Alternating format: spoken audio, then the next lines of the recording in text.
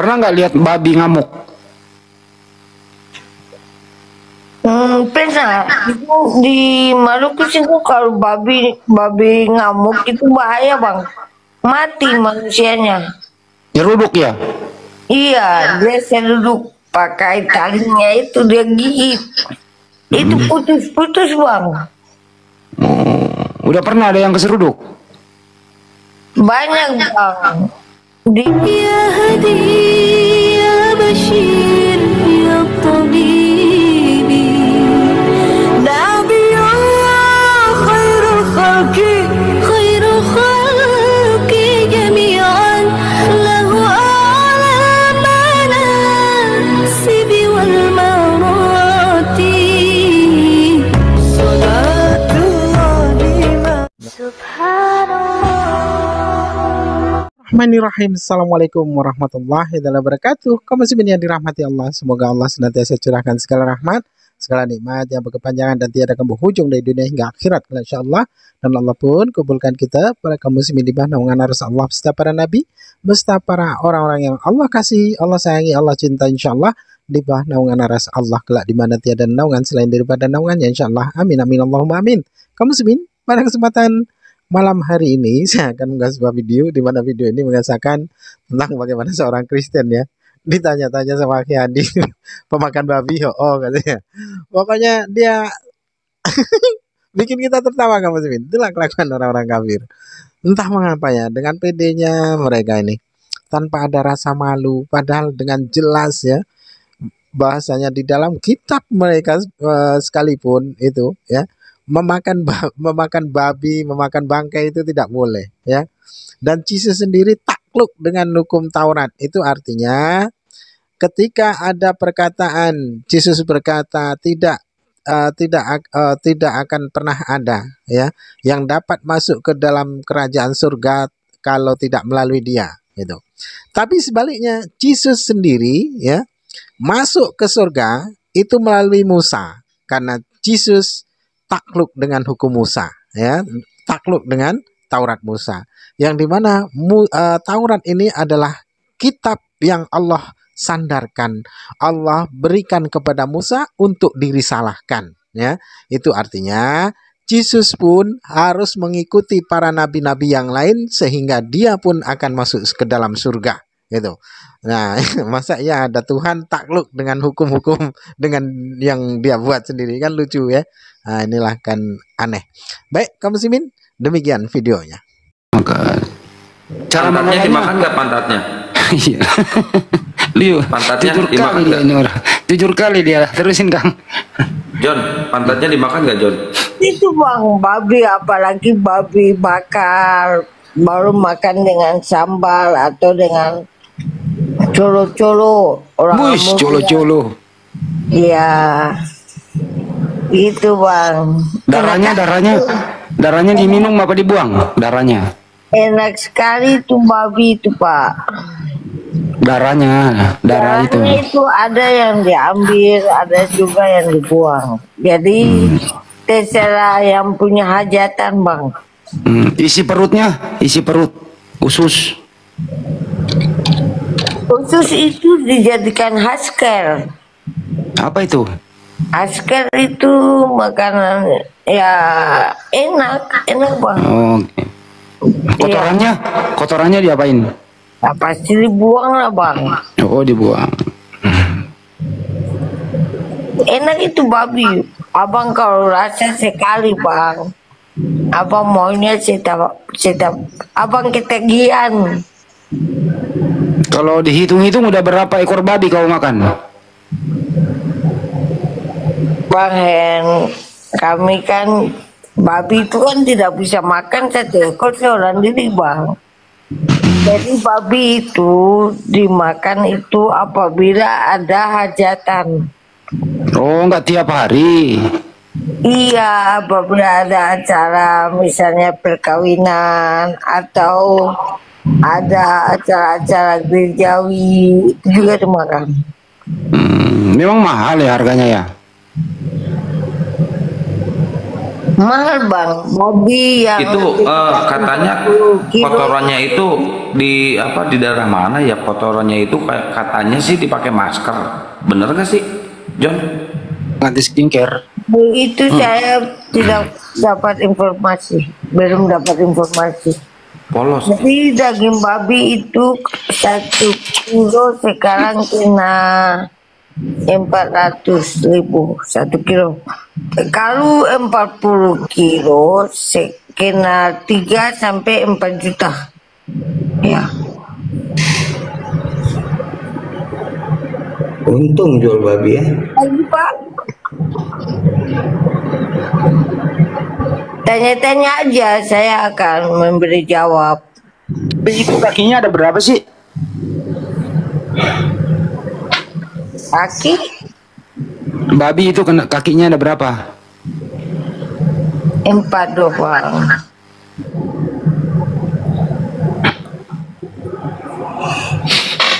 Mana lebih tua, ibu babi daripada anak babi?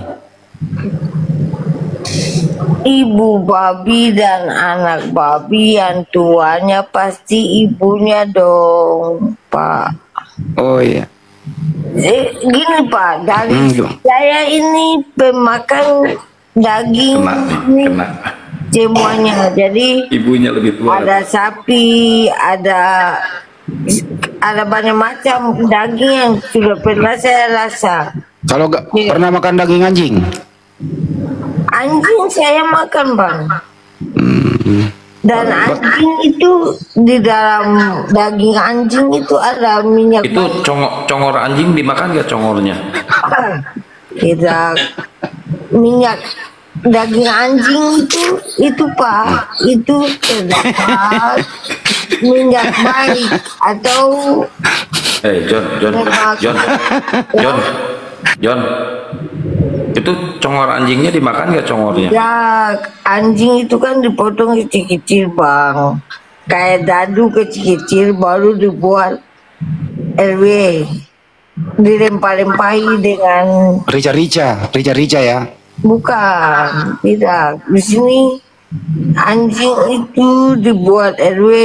Ya udah, gimana caranya, John? Bagaimana cara membunuh anjing? Kan galak. Toki bang, Diapain? ditoki bang dengan Oh, ditoki. Apanya yang ditoki? kepalanya, Ngerti gak teman ditoki? Digebuk kepalanya. Pakai apa? kayu, ada yang besi. Satu Langsung- kali mati bang, punya dihantam 1 kali mati bang. Oh, langsung dihantam ya. 1 kali mati. Puk gitu ya. Kepalanya Iya. ya. Bagus itu. Itu rempah-rempahnya ada serai, rempah-rempah kering. Kalau jintan. daging ini ada tikus. Kalau di Ambon sini tidak makan tikus kecuali tikus pohon atau yang disebut kuskus. Oh, kuskus. Ya. Kalau biawak. Biawak itu dagingnya itu rasa ayam. Ayam Oh. lebih enak dari ayam. Oh, pernah makan juga. Iya. Kalau kucing.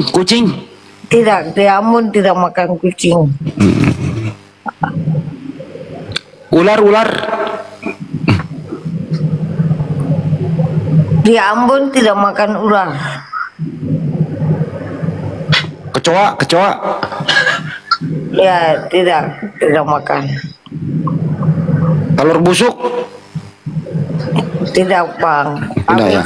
Ini telurnya banyak sekali. Ada telur burung maleo, ada telur teteluga atau penyu. Tete siluga. Tete siluga. Pahit tuh ya tete siluga. Kok dimakan? Teteluga atau penyu. Kok tete siluga dimakan ya sama dia? Ih, pahit. Penyu. Kamu udah pernah makan ini nggak? Kuda Nil. Belum. Tidak ada pula di Ambon. Lain. Kalau babi hutan pernah? Babi hutan. Kalau babi hutan itu dagingnya itu lebih enak dari babi piaraan. Babi potong ya. Babinya itu dagingnya itu kira satu bang, babi hutan. Karena lemaknya itu kurang, jarang. Jadi dagingnya yang banyak. Itu babi hutan. Dan enak sekali. Saya pernah makan babi hutan, baru dibakar di dalam bambu. Jadi itu enak sekali bang. Dan semua daging yang saya rasa daging babi itu yang kirasnya wow luar biasa super. Kalau monyet pernah nggak makan monyet? Di Ambon tidak ada monyet bang. Oh. Mana lebih enak, anak babi atau mamanya babi? Kalau anak itu umur beberapa bulan dulu bang baru bisa dimakan. Kalau anak babi itu biasa dibuat babi guling. Babi guling itu yang dibakar itu bang. Yang orang Cina biasa bikin itu bang, mereka bakar. Kalau ini pernah nggak makan babi pincang? Kenapa ya bang? Gini bang, kalau kami makan babi, makan semuanya karena makanan itu sejatinya masuk ke mulut dan keluar di jampan. Itu Iya, iya, sejatinya. Cuman babi pincang itu paling enak loh, setahu saya.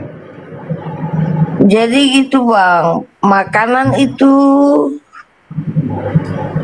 masuk di mulut keluar. Bro, pernah nggak dengar ada babi kena panuan?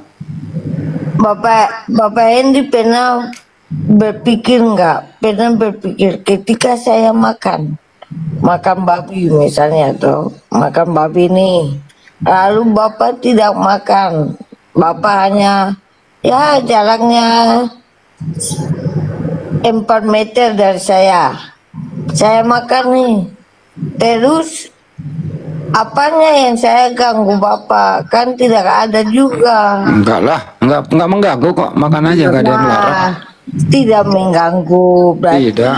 Orang kamu yang kenyang, kamu kan yang kenyang bukan saya. Iya, jadi makanan tidak membuat orang merasa terganggu. Yang merasa terganggu itu adalah kata-kata yang dikeluarkan. Kalau minum, kamu suka minum apa? Di Ambon sini minuman yang terkenal itu namanya Shopee. Ada juga wine. Wine itu minuman fermentasi selama 80 hari. Di sini yang paling terkenal itu wine pisang tungkal langit. Ada Wih. lagi Berapa persen itu alkoholnya? kalau wine pisang tungkal langit itu alkoholnya tidak terlalu bang, sekitar 10 sampai 12%. Iya. Cuma Kamu pernah, manfaatnya John, kamu pernah mabok nggak, John? ya Kamu pernah mabok? dulunya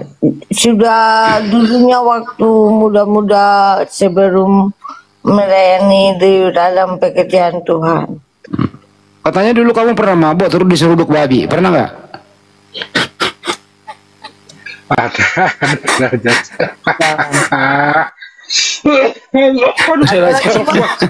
Mabok diseruduk babi. Pakai selak gua. Lagi bang,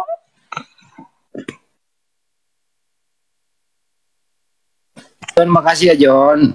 Cuma Iya. nanya doang ya John, jangan marah ya. iya saya tidak marah karena itu cuma mengenai makanan kok. Pernah nggak lihat babi ngamuk?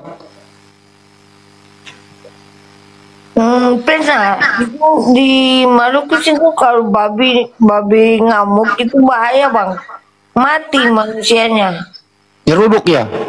Iya, dia duduk pakai talinya itu dia gigit, itu putus-putus bang. Udah pernah ada yang keseruduk? Banyak bang, apalagi di Pulau Seram itu bang. Waduh, itu namanya kalau babi itu babi luka bang. Babi luka itu babinya disunat nggak, John? saya baru dengar babi disunat. Ya siapa tahu babinya disunat.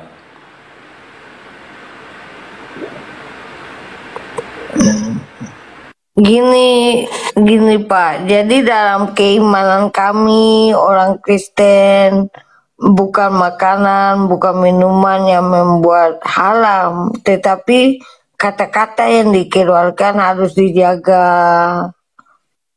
lisan harus dijaga, karena lisan itulah yang menyakiti hati orang. Misalnya Iya, kalau misalkan saya melontarkan tanya, kata-kata kotor. itulah kalau saya tanya, kamu makan apa? Kamu lagi makan babi. Kamu makan apa? Kamu jawabnya apa? Hah? Kamu lagi makan babi. Saya nanya, kamu makan apa? Kamu jawabnya apa? Makan babi. Hei, kan lu bilang untuk gua babi, tersinggung gua. Maksudnya kan Nah, itu nggak boleh bilang tuh. lagi makan apa? Saya bilang makan babi. Gitu. Tidak tersinggung kan? Di Maluku sini bang, di Maluku ini ada budaya itu pera gandum bang. Jadi kita di Maluku ini saling menghargai karena kita itu mempunyai saudara-saudara, ada Muslim. Keterikatan antara negeri satu dengan negeri yang lain itu sangat kuat, diikat dengan tali dalah. Jadi di Maluku sini persaudaraan itu sakral, sakralnya tali persaudaraan. Jadi ya apapun terjadi kita tidak dapat dipisahkan, gitu Pak. Oke, ada lagi? Babi sama anjing enak mana, John? Babi sama anjing kalau saya itu terpulang dari persepsi masing-masing. Kalau saya yang enaknya itu anjing bang, karena dalam daging anjing itu terdapat lemak tak jenuh atau lemak baik yang berguna untuk tubuh. Ada lagi? Ada. Dimasaknya gimana itu anjing? Ya dimasak itu membuat RW, lampa-lampa RW itu ada. John, kenapa kalau anak babi jalan sama emaknya, anak babi itu nunduk ke bawah? Kenapa, John? Kepalanya nunduk, John. Kenapa? Nah, babi itu kan semuanya kepala nunduk. Iya, kenapa nunduk? Kenapa nunduk, John? Ya, Malu dia, malu karena dia, malu. faktor penglihatan aja bang, karena kan mamanya besar, anaknya kan kecil. Iya, malu, John. Malu karena emaknya babi, John. Ah, John mah kurang pengalaman tentang babi mah. Saya ini taunya makan aja bang.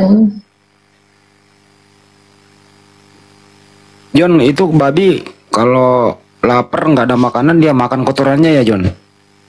Tidak, babi tidak pernah makan kotorannya. Babi itu selalu makan rumput-rumputan. Kalau babi itu sedang lapar, misalnya rumput-rumput hijau, babi itu makanannya kalau lapar suka seperti sapi. Dia makan itu rumput-rumput. Dia cari rumput-rumput yang segar, rumput-rumput hijau. Dia makan ya, anaknya pernah nggak babi? ya Makan anaknya? tidak pernah bang. Oh pernah. Coba lihat di Google tuh, di YouTube banyak. Di Dia mana? makan anaknya sendiri loh, masih bayi. Sok aja lihat di YouTube, banyak itu. Babi tidak pernah makan anaknya bang. Kalau anjing, itu.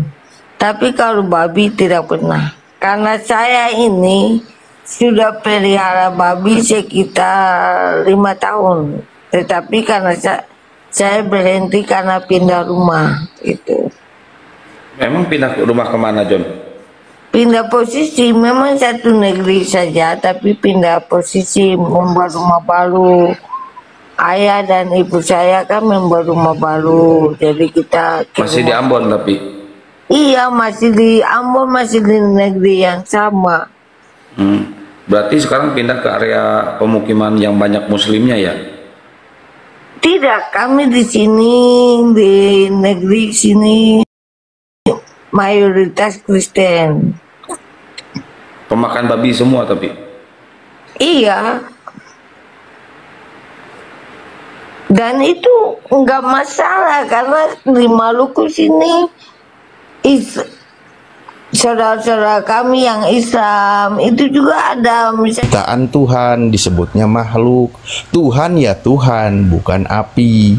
Api itu kan sebagai penerang, sebagai tanda bahwa disitulah dia akan mendengar firman Tuhan. Kayak gitu. Oke, jelas? Jelas. Oke. Sekarang menurut Anda, Pak Pendeta, kalau Tuhan Anda menjadi api, pernah? Tidak pernah. Oh, tidak pernah. Jadi ketika bertemu dengan Nabi Musa ada api di situ bukan Tuhan.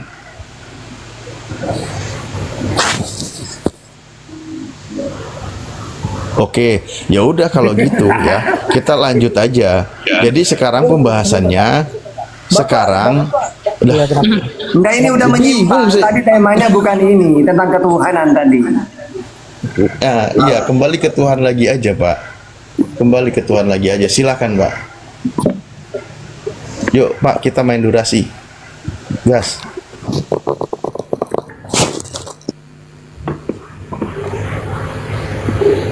Oke, saya tanggapi ya. Jadi sebenarnya kalau Yesus itu tidak pernah mengajarkan kalau dia itu Tuhan. Cuman yang ada di dalam doktrin iman kekristenan aja yang mengatakan kalau Yesus itu Tuhan. Aslinya memang dia kan mengaku dirinya sebagai utusan Tuhan gitu loh, Pak. Nah, silakan. Enggak, ini Bapak Pendeta beneran nggak Bang Fandi, Bang Ferdi ini? Iya, Pak. Oh iya, Pak. Oke. Gini, Pak. Kami kenapa sih menyebut Yesus itu Tuhan? Karena kami di dalam zaman dulu ya, Pak, sudah banyak kemujizatan Tuhan yang disaksikan oleh banyak orang, Pak. Bahkan Nabi mana sih, Pak, yang bisa yang setara dengan mujizat Yesus, Pak? Jika ada, Pak, coba tunjukkan. Oke, gini ya. Mujizat itu pemberian Tuhan, Pak. Ketika ada nabi bermujizat, berarti dia utusan Tuhan. Sebagai bukti dia utusan Tuhan. Baca Yohanes 11:41. Pak, ketika Yesus, tunggu dulu, gantian kita. Kan ini ada dua nih. Habis ini tanggapin gantian 2 lawan 2. Jadi gini, Pak. Di dalam Yohanes 11:41-44, Yesus ini, aku bersyukur kepadamu Bapa, karena banyak orang yang mendengar di sekeliling, karena banyak orang di sekelilingku, maka biar mereka tahu bahwa engkau yang mengutus aku. Jadi dia menghidupkan Lazarus, dia minta mujizat dulu. Apa tujuannya? Supaya mereka percaya bahwa engkau yang mengutus aku. Sama seperti Nabi Muhammad, pernah dikatakan gini, wahai Muhammad, kata orang kafir, katanya kamu utusan, mana buktinya? Apa? Minta bukti apa? Mujizat. Akhirnya ditunjukkan ke mereka. Ya, berarti mujizat ini supaya diakui sebagai utusan Tuhan, bukan sebagai Tuhan. Jadi kalau Bapak Pendeta mengatakan kami mentuhankan Yesus karena dia bermujizat, ya salah. Justru mujizat ini supaya diakui sebagai utusan Tuhan, pemberian Tuhan. Kisah Para Rasul 2:22. Di situ mujizat pemberian Tuhan. Gitu ya. Nah, silakan Ustaz Alif. Habis ini 2 lawan 2 ya. Nah, yang mengajarkan bisa melakukan mukjizat tapi dituhankan, sejauh yang kami baca itu pemahaman dari pemahaman orang-orang yang memahami dewa-dewa dalam pemahaman orang-orang Yunani, Pak. Karena pemahaman orang-orang dalam pemahaman penganut dewa-dewa, ketika ada seseorang bisa melakukan mukjizat, melakukan keajaiban, itu dituhankan, itu pemahaman mereka. Bahkan Paulus pun pernah dinobatkan sebagai Tuhan yang turun ke bumi dalam rupa manusia, Pak. Itu menurut pandangan orang-orang Yunani yang menganut dewa-dewa. karena Paulus bisa melakukan mukjizat gitu. Kalau pandangan orang pagan Yunani merujuknya kepada Paulus, kalau pemahaman orang Kristen merujuknya kepada Yesus. Itu aja yang membedakannya.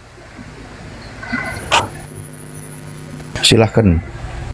Silakan. 2 ya, habis Bapak Pendeta, siapa lagi perwakilan? Biar enak, 2 lawan 2. Kalau 1 tetap pendeta, saya mundur. Biar dengan Ustaz Alif berdua, ayo.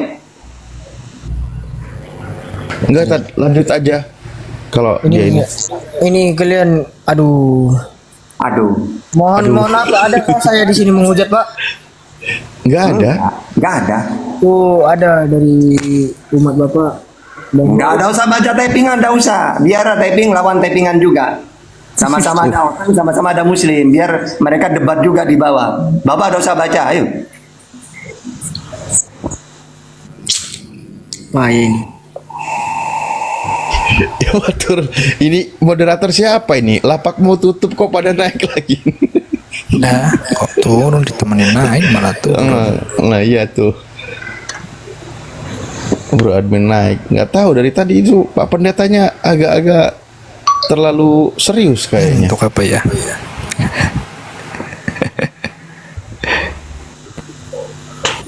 Iya, kayak baru pertama kali debat pendetanya. Yang petata yang pelan-pelan toh kalau sama orang baru. Ya enggak, saya udah pelan-pelan, ndaan. Oh iya, suara saya ini loh. Udah. Jadinya udah takut toh. Ya udahlah, lawan Ustaz Alif.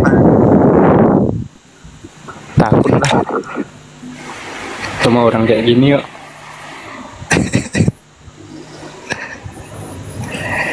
Bahasa apa dari tadi Pak Tata? Biasa soal Yesus Tuhan. Enggak, tadi dialog tentang ketuhanan. Ya, lanjut lagi kalau gitu. Coba gini ya. Yang memahami kan ada tuh seorang manusia yang bisa melakukan mukjizat, maka dia itu dianggap sebagai Tuhan atau dewa. Nah, itu kisah pengajaran dari mana itu, Bang? Ya banyak kok, di Mesir banyak. Contoh nih Paulus kan melakukan mukjizat tuh, ya kan? Paulus melakukan mukjizat, lalu di tengah mereka menurut orang-orang Yunani, wah ini dewa turun ini, karena dia bisa melakukan keajaiban, melakukan mukjizat gitu, dituhankan. Nah, jadi ternyata konsep ajaran seperti itu sudah mendarah daging, mengakar di kalangan bangsa Yunani. Nah, tadi dalam pandangan Kristen juga, Yesus dituhankan karena dia bisa melakukan banyak mukjizat. Kalau mengikuti ayat tertulis, KPR 2 nomor 22 itu tadi sudah disinggung ayatnya, itu sebenarnya sebagai seorang yang diberikan mukjizat, hakikatnya Tuhan karena dia itu seorang nabi gitu loh. Bukan sebagai Tuhan menurut tertulis, tapi menurut doktrin beda. Kan gitu. Bener nggak, bro? Ya, doktrin itu kan datangnya dari yang tertulis juga, Bang. Dari yang tertulis baru iya, dari dogma yang dipatenkan kan? Iya. Misalnya Tritunggal, misalnya loh. Enggak, poinnya di sini, Bang. Dari yang tertulis yang menganut bahwa yang bisa melakukan mukjizat lalu didewakan atau dituhankan, itu dalam konsep ajaran pagan Yunani. Itu kitab Anda kan yang mencatat seperti itu. Nah, menurut Anda setuju atau tidak dengan narasi kalimat itu? Sebenarnya ya kalau orang dulu mungkin iya ya. Tapi mengakui keilahian itu bukan hanya dari mukjizat sebenarnya, Bang. Kalau dilihat dari yang tertulis, banyak klaim-klaim yang melampaui kemanusiaan gitu loh. Kalau hanya sekedar mukjizat, pada waktu Musa melakukan mukjizat juga, Musa sendiri tidak diagungkan kemudian menjadi Tuhan kan. Iya, karena orang-orang juga tahu itu memang mukjizat. Lalu untuk Yesus sendiri apa? Kalau Yesus memang selain dia juga melakukan mukjizat, ada juga klaim-klaim yang melampaui kemanusiaan gitu loh, menurut kitab penilaian orang Kristen berdasarkan yang tertulis ya. Loh, iya, dalam keyakinan Kristen kan mengatakan itu kan, Yohanes 1:14 itu kan bahwa Tuhan itu telah menjadi manusia, kan gitu. Ya, firman telah menjadi manusia. Ya, maksudnya kan prinsipnya maksudnya Tuhan telah turun ke bumi menjadi manusia. Ya kan? Dan diam di antara kita dan seterusnya. Nah, itu pemahaman yang diyakini sebagai Tuhan turun ke bumi menjadi manusia. Itu kan ajaran Kristen yang mengadopsi dari pemahaman mitologi dewa-dewa Yunani tadi.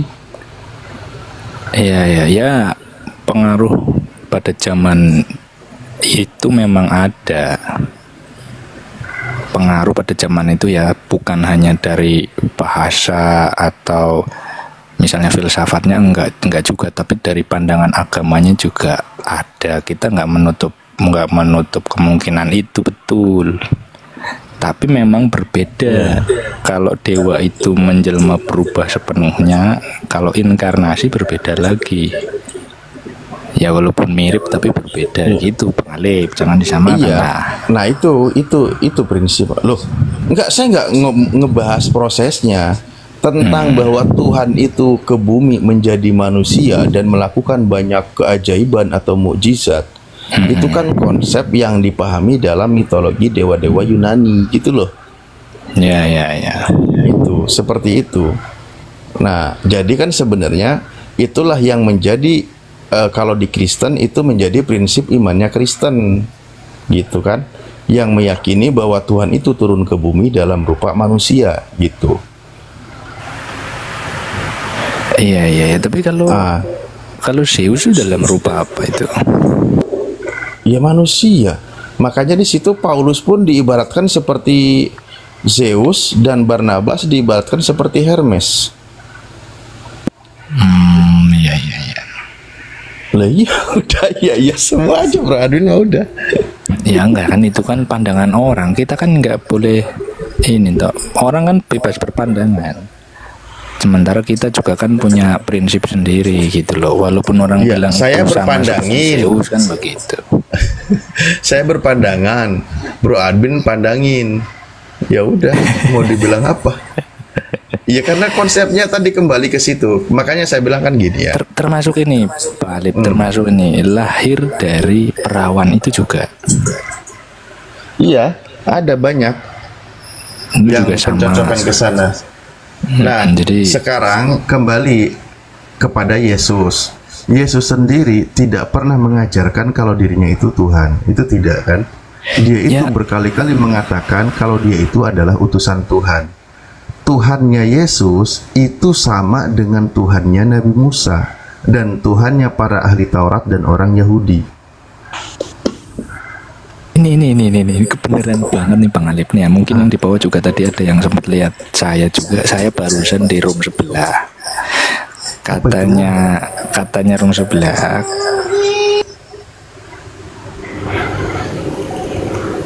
Maaf ya kalau aku bawa ya maaf banget. Katanya gini, kalau Tuhannya Yahudi sama Tuhannya Islam itu berbeda, tapi kalau Tuhannya Bani Israel sama Tuhannya Islam itu baru sama gitu katanya Bang Alip. Yaitu dalam ranah diskusi silahkan dikemas kalimatnya, poin pesan yang disampaikannya seperti apa gitu. Kalau melempar-lempar ke situ ya nanti kita capek juga pembahasannya. Kembali aja ke topik awal dulu. Ya maksudnya gini loh, kan Bang Alip bilang Tuhannya Yahudi sama, tapi sebenarnya di Quran sendiri kan tidak mengatakan Tuhannya Yahudi yang sama. Kalau Tuhannya Bani Israel yang sama itu betul gitu maksudku. Cuman barusan sekali makanya aku ngomong, tapi maaf ya, bukan mau membenturkan, enggak, cuman ya kalau ini juga masalah aku tentang baru. Ya kalau masalah tentang sama, memang Tuhan pencipta alam semesta itu hanya satu. Dan yang mengutus para nabi itu hanya satu. Nggak ada Tuhan yang lain mengutus kepada nabi yang lain di tempat yang lain, itu nggak ada gitu loh. Semua sama gitu. Tadi itu sudah dibahas dan kalau Tuhannya Bani Israel sama, tapi kalau Tuhannya Yahudi, sekte Yahudi dan Kristen itu beda. Kalau Yahudi sama Kristen itu memang Tuhannya sama, tapi bukan Allah gitu katanya. Kalau Tuhannya Setelah Bani aku Israel nggak mau dibawa baru kemana-mana, Allah. Gitu. kecuali memang mau temanya seperti ini. Nah, kita bahas lagi aja. Kita bahas lagi kepada Ya, prinsip kembali ke pengajaran tema. tadi. Oke, dalam pengajaran Yesus ya tentang ketuhanan, itu kan Yesus mengajarkan Tuhannya Yesus itu kan sama dengan Tuhannya Nabi Musa dan Tuhannya Bani Israel atau ahli Taurat. Kan gitu. Bener nggak? Iya betul. Itu Tuhannya Yesus dan Tuhannya Bani Israel dan Tuhannya Nabi Musa. Nah, sekarang kalau Tuhannya Kristen itu berbeda dengan Tuhannya Yesus. Karena Tuhannya Yesus adalah Tuhannya Nabi Musa, kalau Tuhannya Kristen adalah Yesus yang turun ke bumi menjadi manusia. Iya, tapi Yesus juga bilang Musa menulis tentang aku. Gitu. Nah, iya berarti tentang manusia. Masa Musa bukan menulis tentang Tuhan. nabi? Enggak, Musa menulis tentang Tuhan, oh. Loh, setiap Kitabnya para Musa nabi kan itu kan berbicara suka tentang menubuatkan nabi-nabi yang akan datang. Gimana sih? Nah, kembali lagi tadi, Anda sudah setuju. Ketika Yesus mengatakan tentang ketuhanan, dia tidak asumsi, dia tidak ngarang bebas, dia tidak bawa dalil yang baru, dia membawa dalilnya yang diucapkan oleh Nabi Musa, yang disepakati juga oleh ahli Taurat dan Bani Israel. Makanya itulah Tuhannya Yesus dan Tuhannya ahli Taurat. Nah, itu ya Tuhan yang dikenalkan oleh Yesus. Sementara Tuhan yang dikenalkan oleh Kristen mengatakan adalah Tuhan yang turun ke bumi menjadi manusia. Oke, gitu kan? Iya. Nah, ya udah, itulah bedanya antara Tuhannya Kristen dengan Tuhannya Yesus gitu loh. Kok bedanya dengan Tuhannya Yesus? Loh iya, kan udah bilang tadi, Tuhannya Yesus itu sama dengan Tuhannya Nabi Musa, dengan Tuhannya ahli Taurat, bahwa dia itu satu-satunya Tuhan yang mengutus para nabi, yaitu Tuhan yang Esa, yang dimana Tuhannya ahli Taurat itu adalah Tuhannya Yesus juga gitu loh. Nah, sementara kalau untuk Kristen, Tuhannya Kristen adalah Tuhan yang turun ke bumi menjadi manusia yang bernama Yesus. Ya. Nah, itu kan Tuhannya Kristen. Nah, Iya, sekarang bolehlah. oke, udah boleh, sip, mantap, gas. Sekarang sudah jelas Tuhannya Kristen dalam hal ketuhanan ini ya, konsepnya itu berbeda dengan Yahudi atau dengan Yesus, karena Yesus mengajar di tengah bangsa Yahudi, kan gitu. Iya. Seperti apa samanya, seperti apa miripnya, kemana ngiblatnya, seperti pemahaman yang tadi dijelaskan di kitab Anda, yang konsep Tuhan turun ke bumi menjadi manusia dari kalangan dewa-dewa Yunani.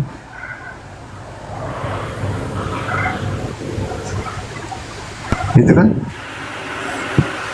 Lanjut Bang Alif. Aku sampai nanti giliranku buat komentar. Oh, ya udah. Ya kalau terus, ya kalau udah sepakat tadi, ya udah, salaman, selesai diskusinya, tamat, tutup komalnya. Ya kan aku mendengarkan ini kepandangannya Bang Alif, nanti aku counter gitu. Enggak, tuh. pandangan saya berdasarkan klarifikasi dari Anda, Bro Admin. Tadi sudah jelas, Tuhannya Yesus itu adalah Tuhan yang disembah oleh Bani Israel dan yang disembah oleh Nabi Musa, tentang satu-satunya Tuhan, gitu.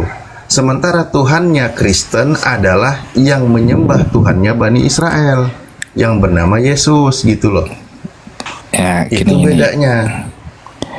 Kalau berdasarkan gimana? Alkitab, betul Yesus mengajarkan, menguatkan tentang iman Yahudi karena dia juga hidup di zaman itu ya. Tetapi juga ada klaim-klaim yang lain. Misalnya klaimnya Yesus sendiri dikatakan sama seperti Bapa, memberikan hidup atau memberikan hidup, begitu juga anak. memberikan hidup kepada yang dikehendaki.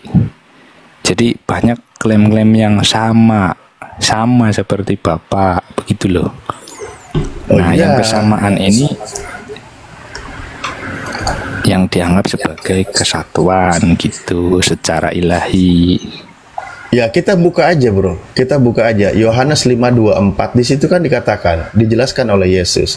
Ketika percaya tentang Tuhan yang mengutus Yesus dan percaya Yesus sebagai utusan Tuhan, ya orang itu hidup. Orang itu tidak akan mati. Bahkan kalimatnya kan begini, dia bilang, aku berkata kepadamu, sesungguhnya barang siapa mendengar perkataanku dan percaya kepada Dia yang mengutus aku, ia mempunyai hidup yang kekal dan tidak turut dihukum, sebab ia sudah pindah dari alam maut atau dari dalam maut ke dalam hidup.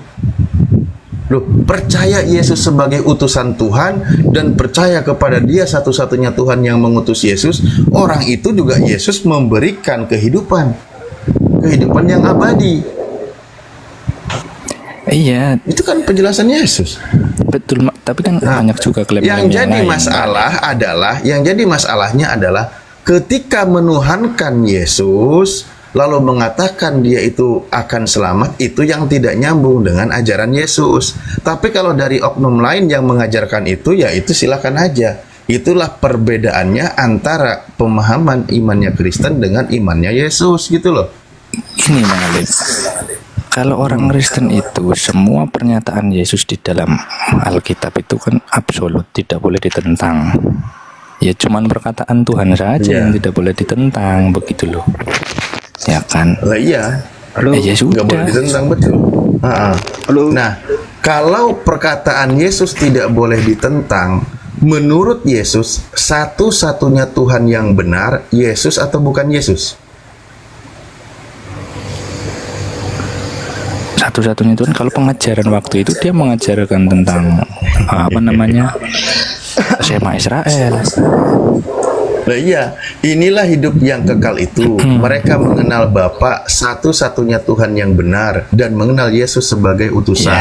Pertanyaan saya, pernyataan Yesus ini tidak boleh ditentang, maka tolong Anda jawab dengan tegas. Menurut Yesus di ayat tersebut, satu-satunya Tuhan yang benar Yesus atau bukan Yesus? Di ayat itu mengajarkan Shema, berarti satu tentang Bapa. Nah kan ceritanya masih berlanjut. Bukan tentang Shema, tentang satu-satunya Tuhan yang benar. Ceritanya masih berlanjut, Bang Alif. Iya. Pertama itu, terus berikutnya nanti masuk ke amanat agung gitu tuh. Iya, tolong dijawab. Yang benar adalah Bapa. Iya, oke, siapa nanti Bapak ya. Nah, menurut Yesus di situ mengenal engkau Bapa satu-satunya Tuhan yang benar dan mengenal Yesus yang telah engkau utuskan, gitu bunyi ayatnya. Nah, berdasarkan kalimat itu, menurut Yesus satu-satunya Tuhan yang benar Yesus atau bukan Yesus? Bapa, satuan yang benar adalah Bapa. Nah, bukan Yesus kan? Jangan kamu putar-putar. Kalau Yesus belum. Kok belum? Ceritanya masih berlanjut, Bang Alif. Ceritanya masih berlanjut. Loh enggak, inilah hidup yang kekal itu. Kan itu doa Yesus kepada muridnya. Lah iya, itu yang saya bilang dari coba tadi. Coba dari Yohanes 17:2-nya, Bang Alif. Loh, apalagi dari duanya. Itu kan doa Yesus kepada Bapa kan untuk murid-muridnya. Enggak, iya, udah jelas itu sudah sering kita ulang.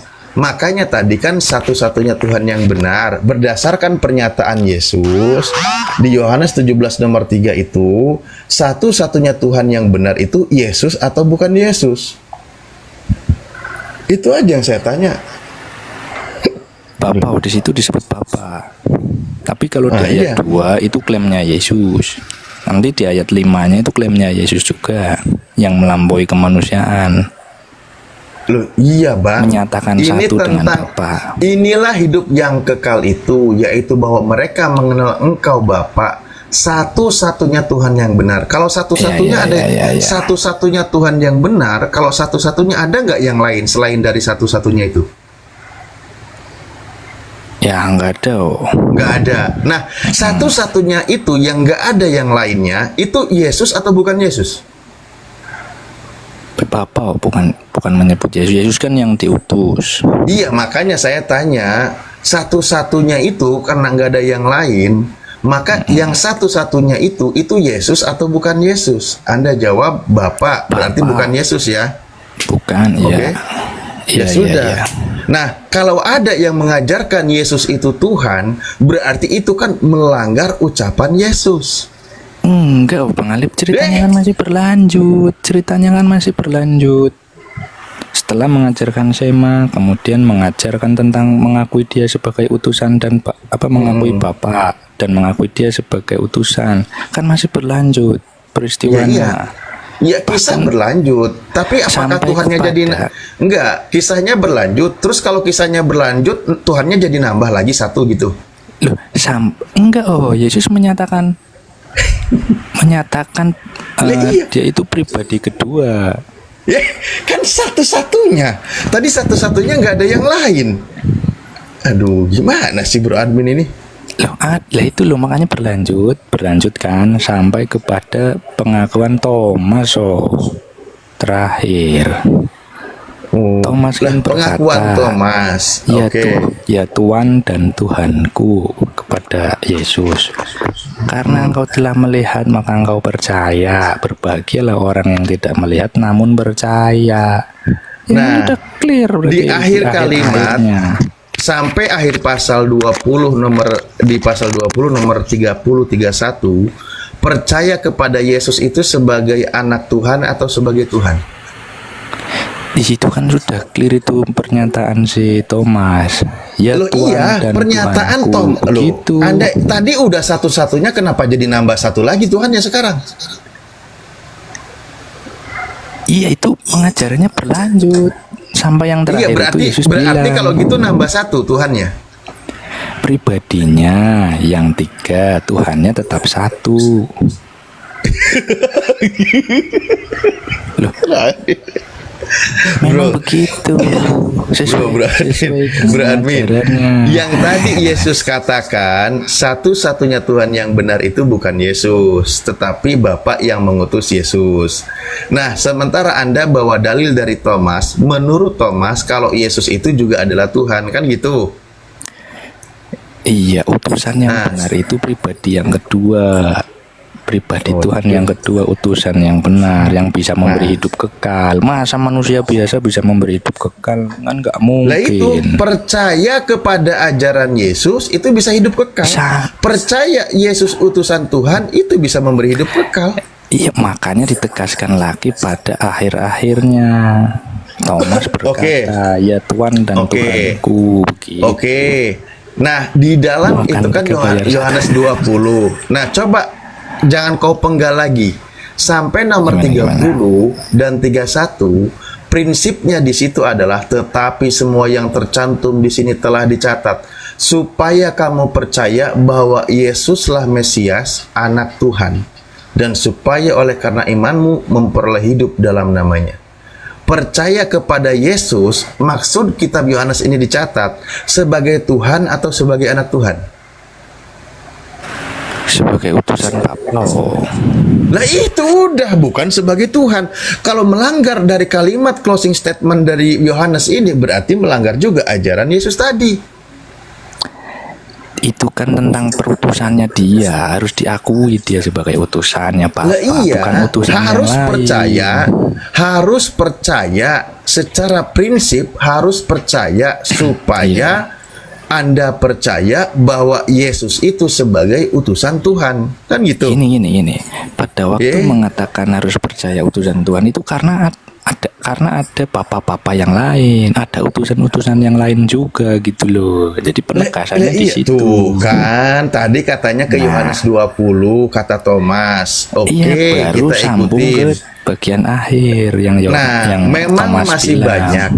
Iya, memang masih banyak tanda lain yang dibuat Yesus di depan mata murid-muridnya yang tidak dicatat di dalam kitab ini. Tetapi supaya yang tercantum di sini telah dicatat supaya kamu percaya bahwa Yesus itu adalah Mesias. anak Tuhan, bukan sebagai Tuhan. Itu maksud kitab Yohanes mencatat. Jadi prinsipnya dari sekian banyak pasal bahwa harus percaya kalau Yesus itu sebagai utusan Tuhan. Itu prinsipnya. Kan gitu. Bang Alip, ketika Thomas berkata, ya Tuhan dan Tuhanku, Thomas juga percaya Yesus itu utusan Bapa. Nah, ketika berkata seperti itu, namun prinsipnya percaya kepada Yesus itu sebagai utusan Tuhan, kan gitu? Iya, kata Tuhan itu untuk menegaskan Thomas itu percaya dia utusan Bapa. Kata Tuhan itu untuk menegaskan kalau dia itu satu. Oke, contoh ibaratkan gitu loh. Ibaratkan juga Nabi Musa dijadikan sebagai Tuhan, bukan berarti Nabi Musa itu adalah Tuhan, kan gitu? Coba Bang Ali pernyataannya diulangi. Menyatakan Musa sebagai Tuhan bukan berarti dia sebagai Tuhan. Lagi gimana? Lah, Keluaran 7 nomor 1, Nabi Musa diangkat sebagai Tuhan. Iya, memang dia Tuhan bagi Firaun. Tapi dia bukan Tuhan kan? Kok dia bukan Tuhan? Dia Tuhan, mau diangkat jadi Tuhan kok.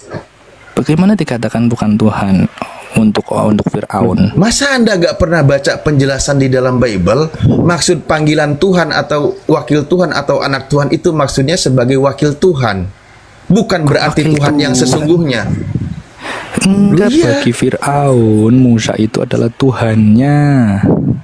Yaitu maksudnya panggilan itu wakil Tuhan di muka bumi untuk menegakkan hukum Tuhan, bukan berarti Tuhan yang sesungguhnya. Loh iya, itu kan penjelasannya.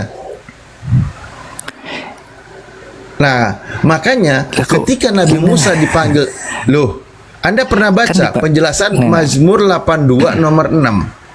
Ada Musa yang disebut sebagai Tuhan, maksudnya di situ adalah Tuhan sebagai wakil Tuhan di muka bumi. Oh, berarti bukan sebagai Tuhan atau bagi Firaun. Lah iya, sebutan Elohim itu hanya maksudnya tujuannya wakil Tuhan yang menegakkan hukum Tuhan di muka bumi. Enggak, tak kirain suruh jadi Tuhannya Firaun. Bukan berarti ya. Astagfirullahaladzim. Kan kalimat Tuhan itu, kalimat Elohim itu tujuannya, maksudnya bukan berarti Tuhan sesungguhnya, tapi maksudnya sebagai wakil Tuhan untuk menegakkan hukum Tuhan. Paham gak sih maksudnya itu? Berarti ya jadi nabi tuh Bang, kan dia menjadi wakil. Lah memang Tuhan. Nabi Musa itu nabi kok. Tapi kan bukan buat Firaun. Alamak, ini orang, ampunilah hamba, ya Allah. Bang Alip, Musa itu nabi untuk Israel. Kalau untuk Firaun, Musa itu dijadikan Tuhan. Untuk ya udah, kalau gitu berarti ada Tuhan lain, selain Tuhan Elohim itu, yaitu Nabi Musa. Berarti Firaun suruh menyembah Nabi Musa, gitu. Gitu maksudnya. Untuk melawan Firaun yang ngaku-ngaku Tuhan, kan Musa disuruh jadi Tuhan, Bang Alip. Nah, berarti kalau gitu Firaun suruh menyembah Nabi Musa, gitu. Iya. Nah, di mana perintahnya kalau Firaun suruh nyembah Nabi Musa? Enggak tahu sih kalau suruh nyembah ya. Enggak ada. Jadi Tuhan setahu aku. Makanya kalau saya buka ya Bang ya, Mazmur 82 nomor 6 Bang, ya. Mazmur 82 nomor 6, maksud kata sebutan Elohim kepada manusia atau anak Elohim itu bukan berarti sesungguhnya, itu sebuah pengibaratan. Maksud tujuannya sebagai wakil Tuhan di muka bumi untuk menyampaikan pesan Tuhan, bukan berarti Tuhan sesungguhnya, gitu loh. Itu ada penjelasannya. Kayak gitu aja kok, masa. Nih, ya contoh nih. Berarti manusia boleh ya Bang dipanggil Tuhan ya Bang? Ya nggak boleh toh. Nih, jadi bilangnya hanya sebagai wakil Tuhan. Lah Dipanggil kitab Tuhan Anda yang kan menjelaskan kok, bukan saya. Gimana sih? Bang Ali barusan yang menjelasin Nih, manusia dipanggil Tuhan itu Nih. sebagai istilah Tuhan atau Elohim, ini Mazmur 82 nomor 6 kan, yang ada aku sendiri telah berfirman kamu adalah Tuhan dan anak-anak yang maha tinggi kamu sekalian. Nah, di sini dikatakan istilah Tuhan nih kepada, ya mungkin mengacu kepada tokoh-tokoh. Berarti benar kan, mengacu kepada tokoh-tokoh. Contohnya Nabi Musa dijadikan sebagai Elohim. Nah, mengacu kepada tokoh-tokoh pemimpin dan hakim Israel yang ditugaskan sebagai wakil Tuhan dalam melaksanakan keadilan, melindungi yang lemah dan menolong dan membebaskan mereka dari para penindas. Istilah ini sama sekali tidak berarti bahwa manusia berkemungkinan menjadi Tuhan, tetapi hanya bahwa mereka dapat menjadi wakil Tuhan dengan kuasa dan wibawa untuk menjatuhkan hukuman dan melaksanakan keadilan. Itu maksudnya. Penjelasannya seperti itu. Mau dibantah? Ya monggo. Orang kitab Anda kok. ya sudah berarti menjadi wakil Tuhan begitu. Lah iya, itu maksudnya. Ya. Ya sama aja kan. Yesus juga wakil Tuhan di muka bumi ini, gitu loh, untuk menyampaikan firman Tuhan. Gitu maksudnya. Iya, Nah, bedanya Musa sama Yesus beda. Nah, itu bedanya. Bedanya iman Kristen mengatakan kalau Yesus itu Tuhan itu sendiri, gitu loh. Sementara ajaran di dalam Bible-nya mengatakan kalau Yesus itu sebagai wakil Tuhan di muka bumi. Itu kan tentang Musa, bukan tentang Yesus itu. Lah, Yesus Yang ketika Musa. lah iya, ini juga nih ya. Di sini Yesus nih mengutip ini seperti yang dia sebutkan di Yohanes 10:34. Saya buka ya. Aduh, kamu itu kurang banyak belajar.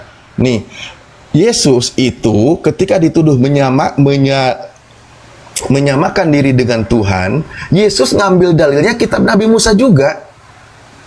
Nih, kata Yesus kepada mereka, tidakkah ada tertulis dalam kitab Taurat kamu, aku telah berfirman, kamu adalah Tuhan. Nah, Yesus ngambil pandangannya kepada mereka juga. Pandangan Yahudi, kitab Taurat Musa. Berarti di sini sedang menunjukkan kesetaraan posisi Yesus dengan Nabi Musa, maksudnya adalah sebagai wakil Tuhan di muka bumi untuk menegakkan hukum Tuhan sesuai dengan firman Tuhan.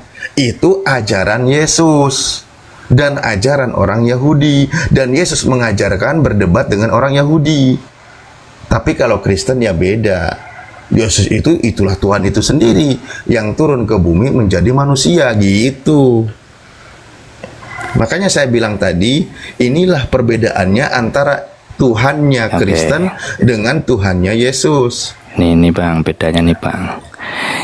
Ya, sekarang saya respon sedikit. Musa itu dikatakannya begini, lihatlah aku telah menetapkan engkau sebagai Tuhan bagi Firaun.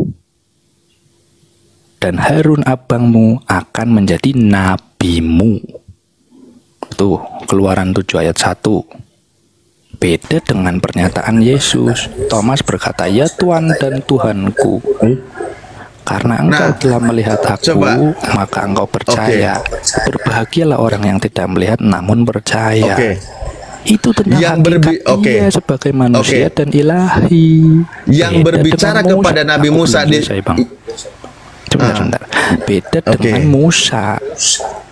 Musa itu diangkat langsung oleh Tuhannya Musa.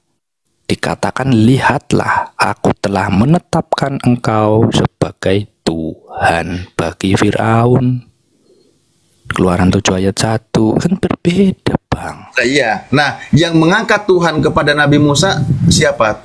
Tuhan sendiri bagi Firaun. Yang berkata Tuhan kepada Yesus, Israel. Thomas. Nah, lebih yang benar yang mana? Perkataan Tuhan atau perkataan Thomas? Kok yang benar yang mana? Peran Musa memang sebagai perwakilan Tuhan. Lah iya betul. Tetapi peran Betul. Yesus memang cara Tuhan berbicara kepada kita gitu Bang. Beda Kenapa toh. jadi begitu? Makanya loh, lah iya peran Musa. Makanya ini dijelaskan loh, kitab Anda yang menjelaskan ini. Ini kitabmu bukan sih?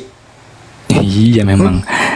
Lah iya kalau itu kitabmu websitenya. gelar anak Tuhan atau gelar Tuhan kepada manusia itu bukan berarti manusia itu adalah Tuhan sesungguhnya gitu loh.